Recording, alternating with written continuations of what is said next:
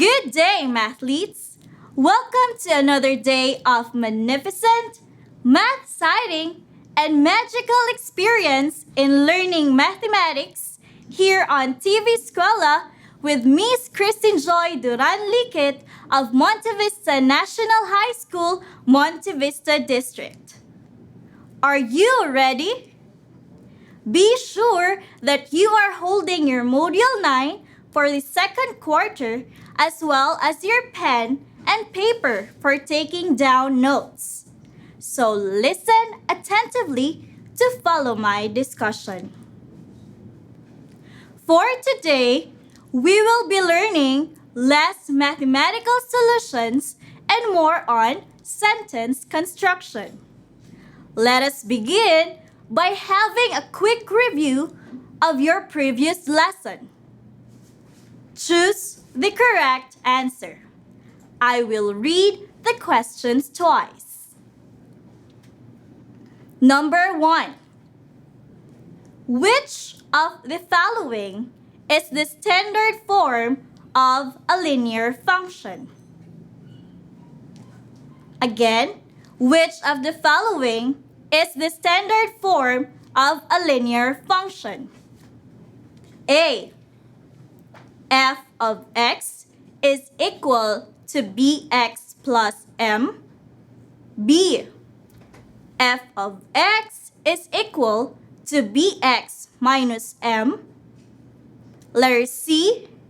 F of x is equal to mx plus b. Or letter D. F of x is equal to mx minus b. The correct answer is letter C. Great! Number 2. James likes to read a magazine. He reads 50 pages in 2 hours. At the same rate, how many hours will it take him to read the remaining 150 pages?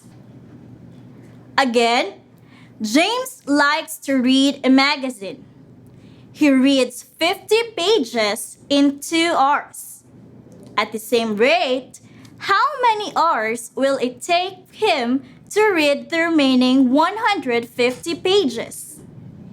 A. 6. B. 7. C.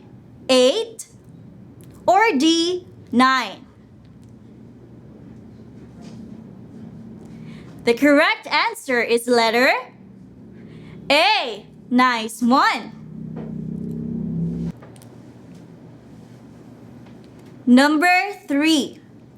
A family buys a case of water with 48 bottles and consumes 5 bottles per day.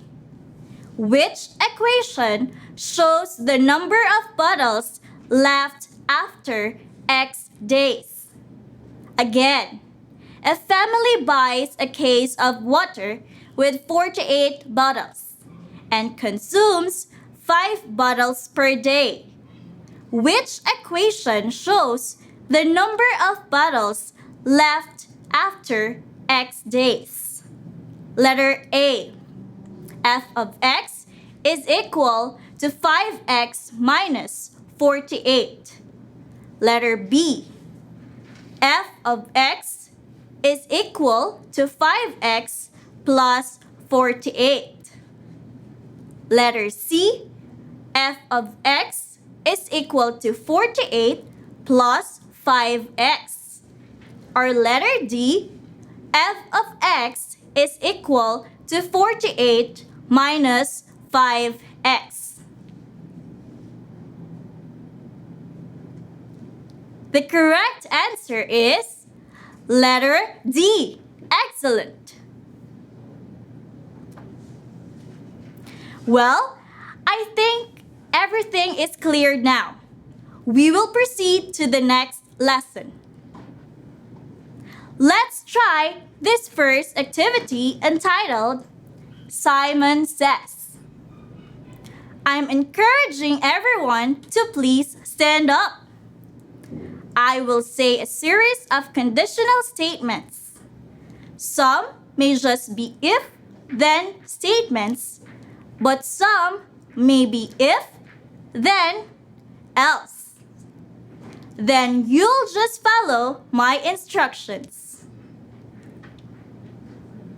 Here's a simple example.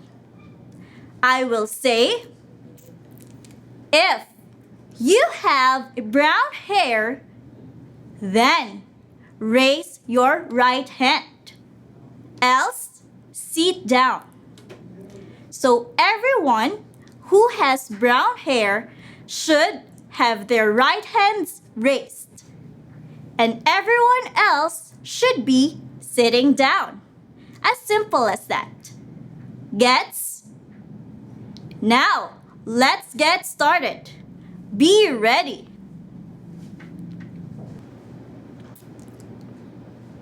Number 1. Simon says, if your name starts with J, then give me a thumbs up.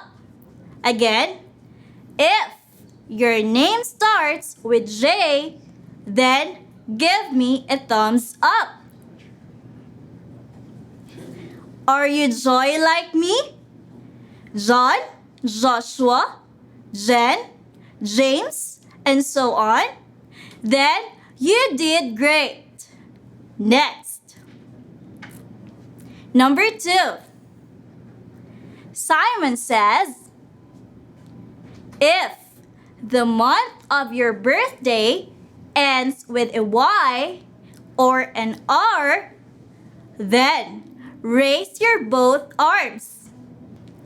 Again, Simon says, if the month of your birthday ends with a Y or an R, then raise your both arms. Were you born in January, February, May, July, September, October, November, and December like me? Good job! Next. Number 3. Simon says, if your favorite ice cream flavor is chocolate, then stick out your tongue. Else, make rabbit ears behind your head. Simon says, if your favorite ice cream flavor is chocolate, then stick out your tongue. Else, make rabbit ears behind your head. Well, I like cookies and cream. Nice one, students. Last one. Number 4. Simon says, if you are wearing a t-shirt, then make your hands wave. Else, snap your fingers. Simon says, if you are wearing a t-shirt, then make your hands wave. Else, snap your fingers. Okay, you all did great. You can go back to your comfortable seats right now. Simon is now signing off. Well, the activity we did is related to our new topic, determining the relationship between the hypothesis and the conclusion of an if-then statement. For today's lesson, let us be guided by our objectives. At the end of the lesson, learners are expected to: number 1, identify the hypothesis and the conclusion of an if-then statement. Number 2, evaluate the hypothesis and the conclusion of an then statement. And number 3, determine the importance of evaluating correctly the truth value of a given conditional statement. Now, how to determine the relationship between the hypothesis and conclusion of an if-then statement. Can you still remember this topic from your English lesson? I hope you do. A conditional statement or if-then statement is composed of 2 clauses: the if clause and the then clause. We can denote a letter for each clause: P for the if clause and Q for the then clause. The statement is in the form of if P, then Q. Conditional statements are formed by joining 2 statements, P and Q, using the words if and then. From the word condition, it is like an action or something that occurs if something specific happens. What do you think will be our hypothesis and conclusion? Is it the P or if clause or Q or then clause? Why do you say so? The P statement is called the hypothesis, the part of a conditional statement that follows if. It is the given information or premise. The Q statement is the conclusion, the part of an if-then statement that follows then. It is also the result of the given information. Let us try these illustrative examples to guide us in understanding the lesson and at the same time an activity. Find my match. Match each input to its corresponding output. See and understand the given clauses. We will just take 2 items. The rest is your task, and that's on page 6 in your module. Number 1. I studied for my math test. The output is I got a good grade. Very good.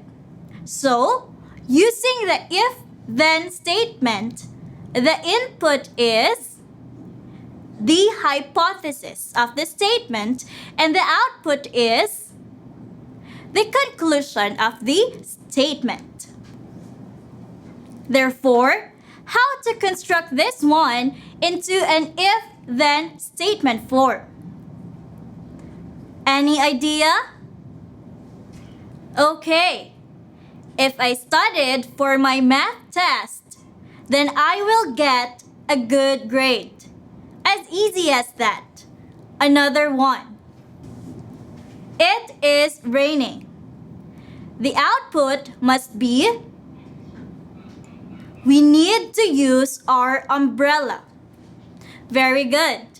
Next, create an if-then statement out of it. If it is raining, then we need to use our umbrella. Great! I can see that you are doing well. Now, take note. A conditional statement has a truth value of either true or false.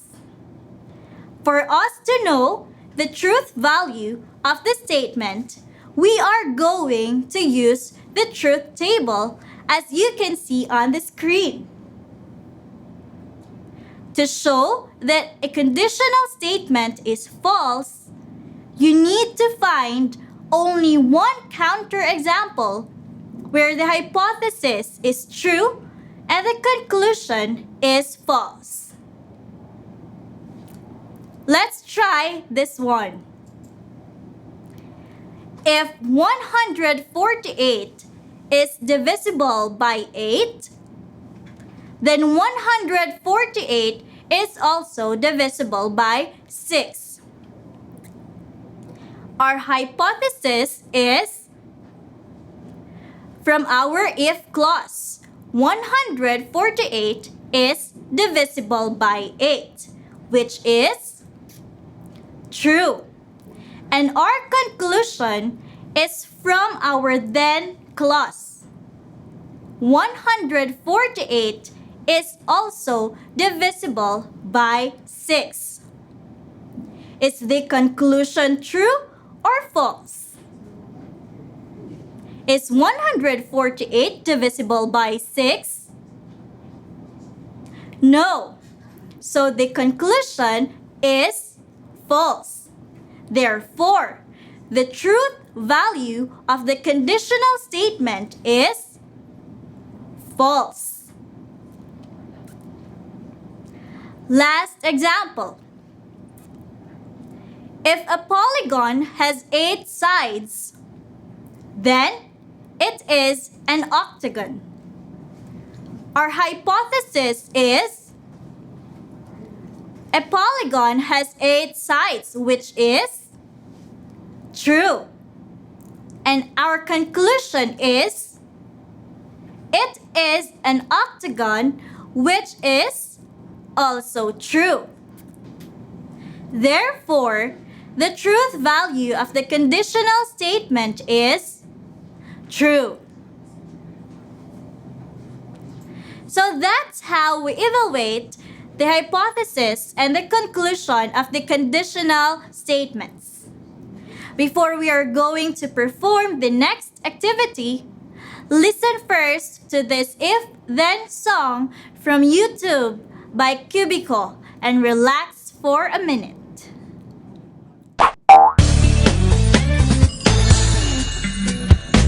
Yes or no?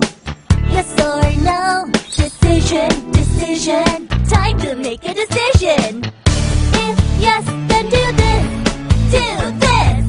Or else do that. Do that. Do that. If yes, then do this. Do this. Or else do that. Do that. Do that. If it's sunny, then put on your hat. Else take an umbrella with you. Do that. Do that. If it's a green light, then cross the road safely. Else stop and wait for the green light. Green light. Yes or no? Yes or no? Decision, decision. Time to make a decision. If yes, then do this. Do this. Or else do that. Do that. Do that. If yes, then do this. Do this. Or else do that. Do that. Do that. If you're hungry, then have some snack. Else go outside and play. Go outside and play. If you're coding kids, then shout hooray! Hooray! Else meet QQ, BB, Coco. QQ, BB, Coco. If yes, then do this. Do this. Or else do that. Do that. Do that. If yes, then do this. Do this. Or else do that. Do that. Do that.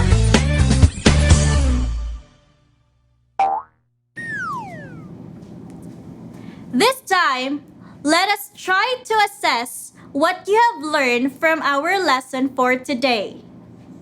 True or false?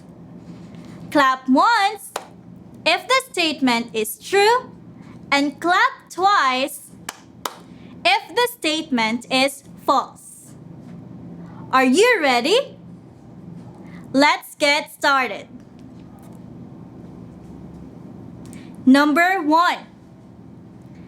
The hypothesis and conclusion are the two parts of a conditional statement? True or false?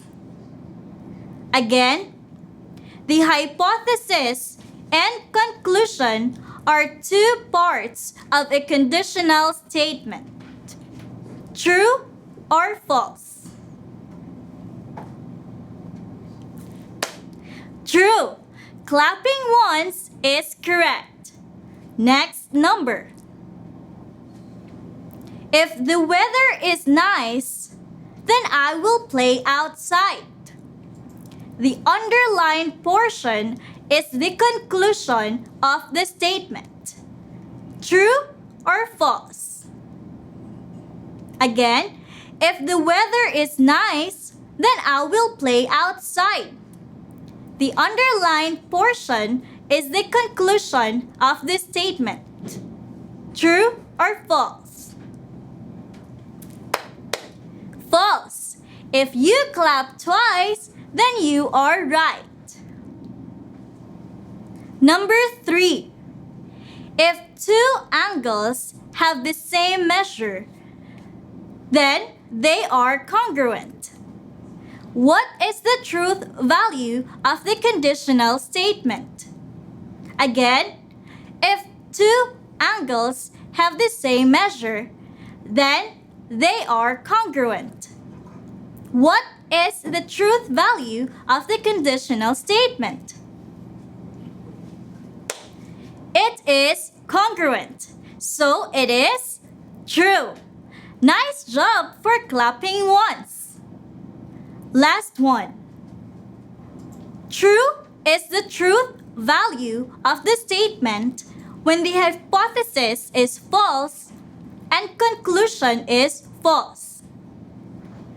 Is it true or false? Again, true is the truth value of the statement when the hypothesis is false and the conclusion is false. Is it true or false? Great! Clapping once is correct. Though both hypothesis and conclusion is false, the truth value must be true according to the rule. Well, perfectly done. Is everything clear now? Nice to hear. So that's how we evaluate and determine the hypothesis and conclusion of a conditional statement. As for now, we will end up our discussion here. I hope that you learned a lot. Kindly answer the task given to you by your subject teachers.